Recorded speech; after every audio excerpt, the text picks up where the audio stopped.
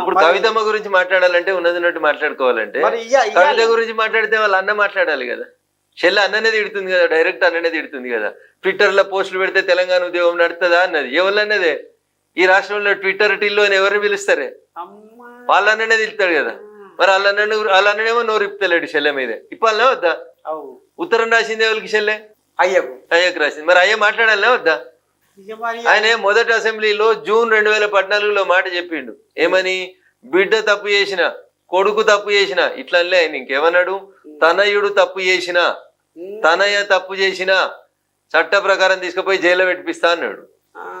ఇప్పుడు ఈ పంచాయతీ ఆస్తి పంచాయతీ మేమెందుకు మాట్లాడాలంటే ఊకి అడుగుతురు కాబట్టి మాట్లాడుతున్నాం. కానీ ఆమె కొట్లాడుతుంది అన్నతోటి ఆస్తి పంచాయతీ, ఆమె కొట్లాడుతుంది అయ్యతోటి ఆస్తి పంచాయతీ, ఆమె కొట్లాడుతుంది బావతోటి రాజకీయ వారసత్వం, సిద్దిపేట సీట్ నాకు కావాలి, మా హరీష్ నిలగొట్టాలనేది ఆమె పంచాయతీ. వాళ్ళు ముగ్గురు మాట్లాడింది నేనెందుకు మాట్లాడాలని నేను అడుగుతున్నాను నర్సయ్య తాత.